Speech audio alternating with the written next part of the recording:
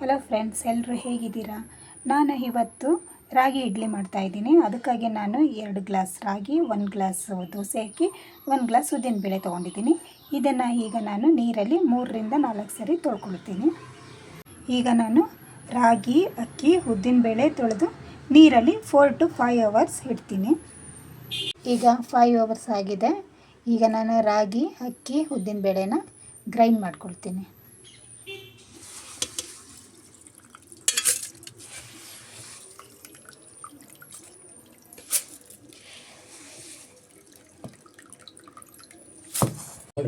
ಈಗ ಗ್ರೈಂಡ್ ಆಗಿದೆ.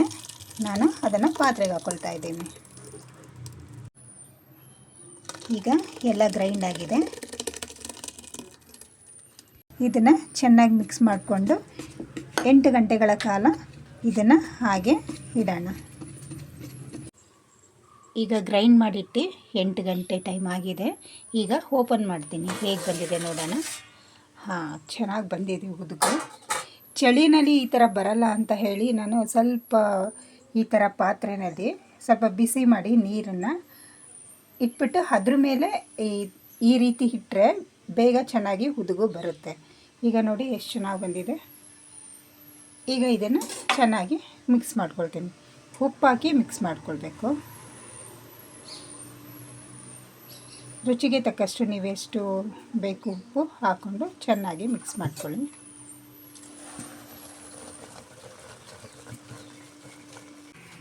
ನಾನು ಇಡ್ಲಿ ತಟ್ಟೆಗೆ ಕೊಬ್ಬರಿ ಎಣ್ಣೆ ಹಾಕಿ ಸುತ್ತ ಸ್ಪ್ರೆಡ್ ಮಾಡ್ಕೊಳ್ತಾ ಇದ್ದೀನಿ. ಈಗ ನೀರು ಬಿಸಿಯಾಗಿದೆ.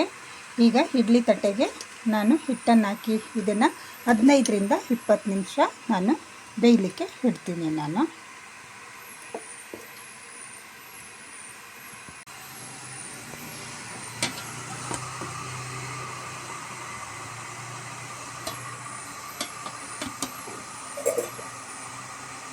ಈಗ ಬೇಯಲಿಕ್ಕೆ 15ರಿಂದ 20 ನಿಮಿಷ ಬಿಟ್ಟರೆ ಸಾಕಾಗುತ್ತೆ. ಈ ಸಮಯದಲ್ಲೇ ನಾನು ಇಡ್ಲಿಗೆ ಒಂದು ಹೆಸರುಬೇಳೆ ಮೆಂತೆ ದಾಲ್ ಮಾಡ್ಕೊಳ್ತಾ ಇದ್ದೀನಿ. ಹೆಸರುಬೇಳೆನ ನಾನು ರಾತ್ರಿಯೇ ನೀರಲ್ಲಿ ಇಟ್ಟಿದ್ದೆ ನಾನು. ಈಗ ಇದನ್ನು ಕುಕ್ಕರ್ಗೆ ಹಾಕ್ಕೊಂಡು ನಾನು ಬೇಯಿಸ್ಕೊಳ್ತೀನಿ. ಬೇಯುವಾಗ ಸ್ವಲ್ಪ ಉಪ್ಪು ಮತ್ತು ನಾನು ಸ್ವಲ್ಪ ಹಿಂಗೆ ಹಾಕ್ಕೊಳ್ತೀನಿ. ಈಗ ಇದನ್ನು 2 ವಿಷಲ್ ಮಾಡ್ಕೊಳ್ತೀನಿ. ನಾನು ಲಿಡ್ ಕ್ಲೋಸ್ ಮಾಡ್ಕೊಳ್ತಾ ಇದ್ದೀನಿ. ಈಗ ಬಾಣಲಿಗೆ ನಾನು ಸ್ವಲ್ಪ ಎಣ್ಣೆ ಹಾಕ್ಕೊಳ್ತಾ ಇದ್ದೀನಿ. ಈಗ ಎಣ್ಣೆ ಬಿಸಿಯಾಗಿದೆ. ಸಾಸಿವೆ ಹಾಕ್ಕೊಳ್ತಾ ಇದ್ದೀನಿ. ಸ್ವಲ್ಪ ಜೀರಿಗೆ, ಕರಿಬೇವು,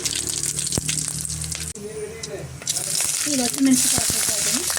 ಹಾಕ್ಕೊಂಡು ಸ್ವಲ್ಪ ಮಿಕ್ಸ್ ಮಾಡ್ತೀನಿ. ಈಗ ಈರುಳ್ಳಿ ಹಾಕ್ಕೊಳ್ತಾ ಇದ್ದೀನಿ.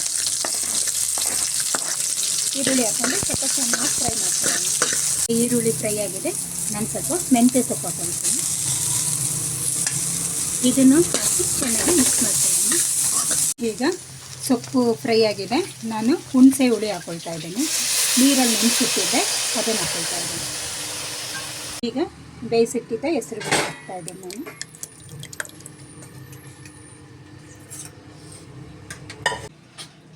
ಚೆನ್ನಾಗಿ ಮಿಕ್ಸ್ ಮಾಡ್ಕೊಳ್ಳೋಣ. ಈಗ ಇದನ್ನು ನೀರು ಎಷ್ಟು ಬೇಕು ಅಷ್ಟು ಹಾಕ್ಕೊಳ್ತೀನಿ ನೀರು.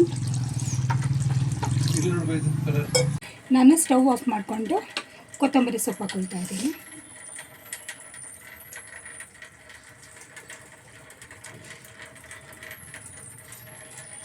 ಈಗ ಒಂದ್ಸರಿ ಮಿಕ್ಸ್ ಮಾಡ್ಕೊಳ್ತೀನಿ.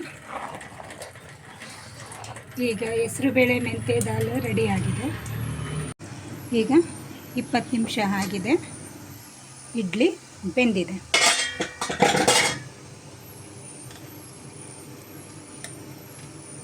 ನೋಡಿ ಎಷ್ಟು ಕ್ಲೀನಾಗಿ ಬರ್ತಾ ಇದೆ.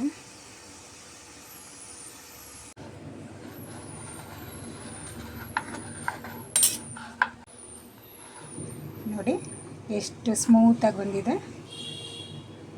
ತುಂಬ ಚೆನ್ನಾಗಿ ಬಂದಿದೆ ರಾಗಿ ಇಡ್ಲಿ. ಈಗ ರಾಗಿ ಇಡ್ಲಿ ಹೆಸರುಬೇಳೆ ಮೆಂತ್ಯ ಸಾರು ರೆಡಿಯಾಗಿದೆ. ನನ್ನ ವಿಡಿಯೋ ಇಷ್ಟ ಆಗಿದೆ ಅಂತ ತಿಳ್ಕೊಳ್ತೀನಿ. ನನ್ನ ವಿಡಿಯೋನ ಲೈಕ್ ಮಾಡಿ, ಶೇರ್ ಮಾಡಿ, ಸಬ್ಸ್ಕ್ರೈಬ್ ಮಾಡಿ. ಥ್ಯಾಂಕ್ ಯು, ಧನ್ಯವಾದಗಳು.